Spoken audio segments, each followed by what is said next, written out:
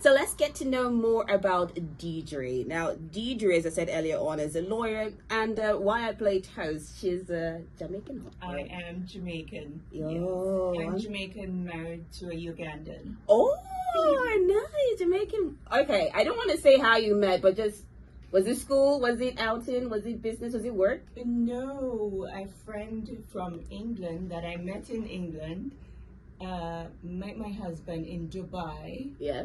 And said, you guys are perfect for each other. Oh. And she was the one who connected us. Oh, okay. So that's like England connection, Uganda and Jamaica together. Okay. Exactly. We'll definitely say something, but first to start with, like, how do you say, like, kind of like a welcome in Jamaica? What? Just come on in. Welcome. Welcome. Okay, you change your accent just now. Exactly. So it's an accent that changes. Because whenever I'm in Jamaica, I have a distinct Jamaican accent, and whenever I speak Jamaican words, there's a way to say them. And so if you want me to talk to you in Jamaican, you'll hear a switch. Okay. Yeah. We little but we talawa. Oh, okay. What's that?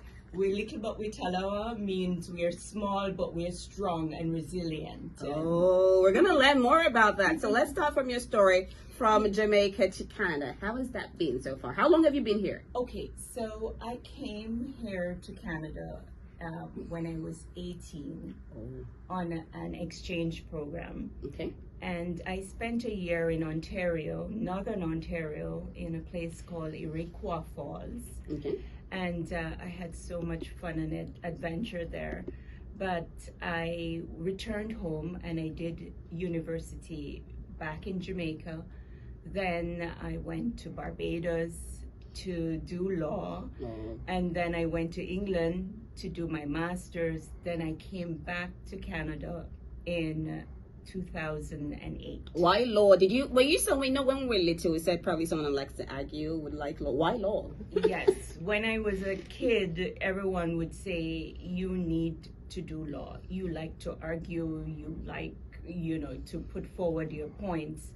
But when I came to Canada, I interacted with so many diplomats and met people who were from the United Nations and that sort of thing. So I switched to my thoughts to international relations. Okay.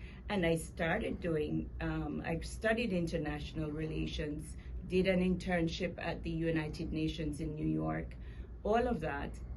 But when I got back to Jamaica, I applied to the Ministry of Foreign Affairs, and the Ministry of Foreign Affairs they gave me a job offer, but the amount that they were giving me, it could not work in Kingston, Jamaica. It just could not work. So, but I got a job with an insurance company that was paying me 3 times what the government was offering. Okay. And so I went to the insurance company, and while at the insurance company, I started working with lawyers on the claims settlement side. And then I'm like, I think I should do law. So full circle. Okay. You left and then you came back again. Exactly. Okay, now let's go into this. So you're not just doing law. What I can see here is that you have a specialization for family law. So what's that about? Now, I am specializing in family law because I'm employed by the Legal Aid Saskatchewan. Okay. I'm at their Regina City office. So what has that experience been? I mean, dealing with, would I say family issues? Would it families, so child protection, application for divorces, but it's where I serve the underprivileged in our society, because that's what Legal Aid does. We provide access to justice.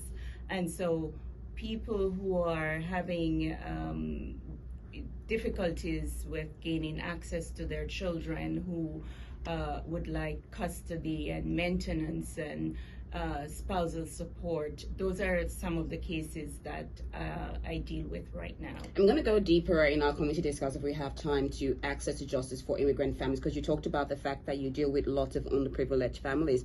But for you, your experience so far, what has been like one of the most challenging things in family law for you?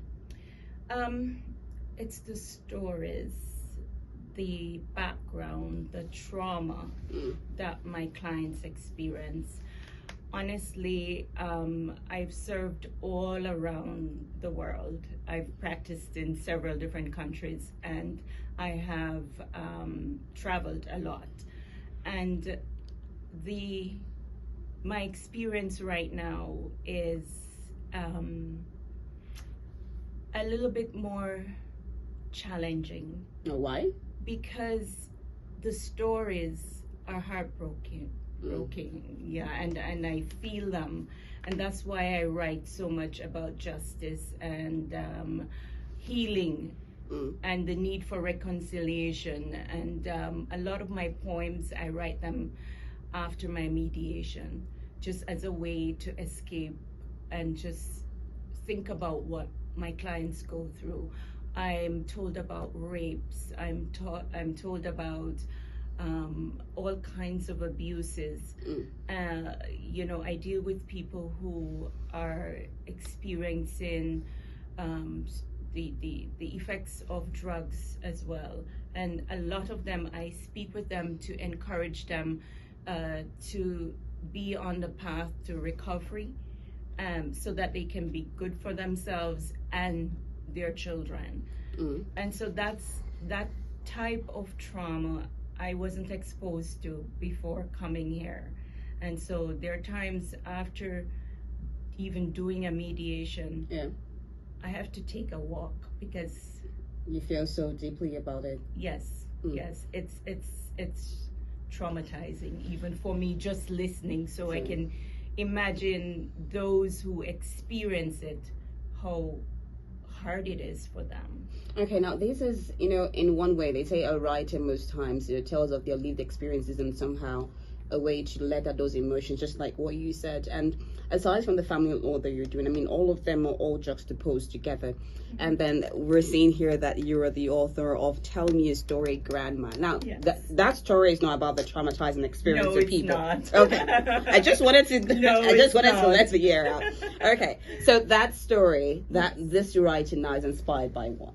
It's inspired by my grandson. Oh. So my daughter has moved to the U.S. She says Canada is too cold. Oh, okay. But she has my darling grandson. He's now 4 years old. And for his birthday, Rita, at this point, I'm thinking more of legacy. I'm thinking of what can I leave for my family, for my grand. So before I make any major decision, I am praying and seeking answers. And sometimes when I was younger, I would do this. Lord, I need some guidance. And I would do this, open the Bible. And just speak anyone. And just and the answer would be there.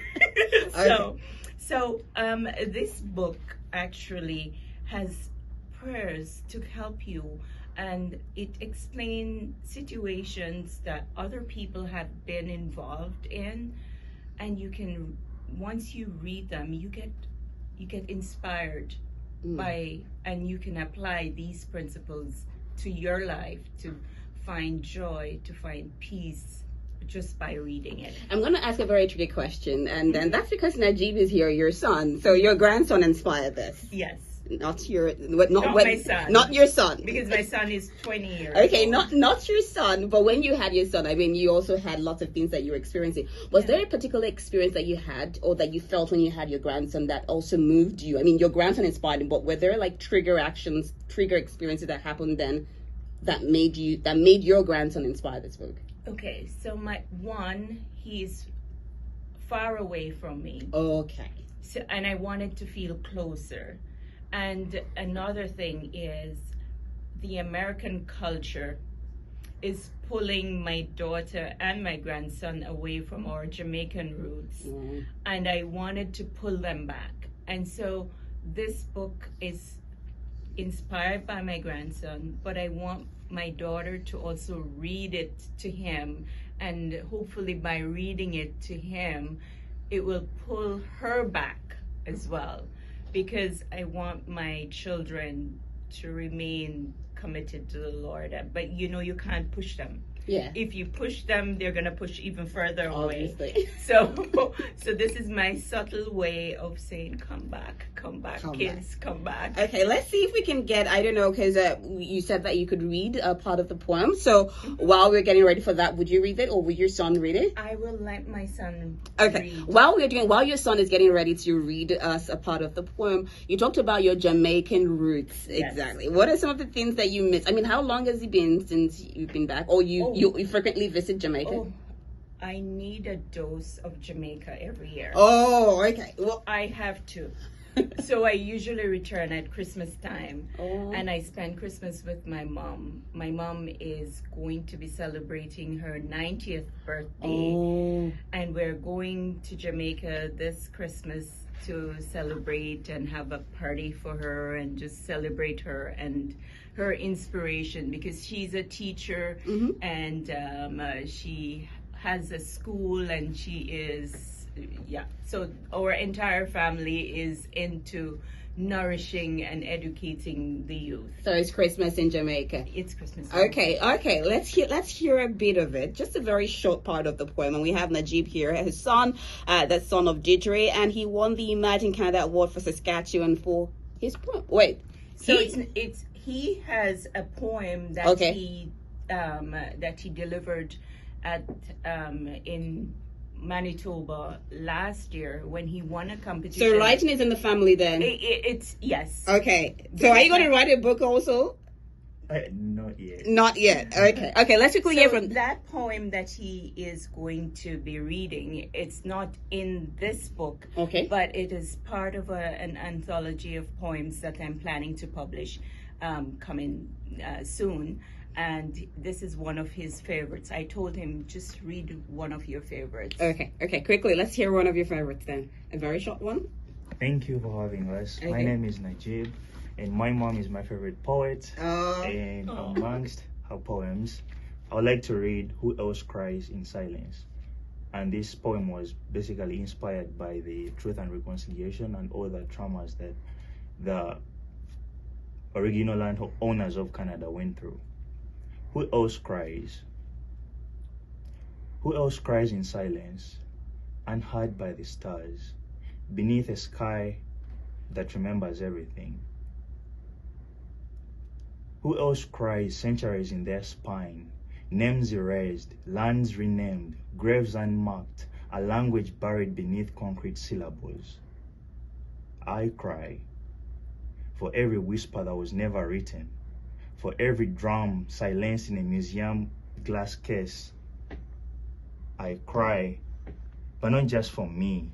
I cry for the ones who do not get to cry, because silence is a strategy, because survival is sacred, because this poem is an offering. Oh, that's so wonderful. I love that. So when do we expect to see more of that, this anthology? So I am hoping that I can get the support of one of the established publishers.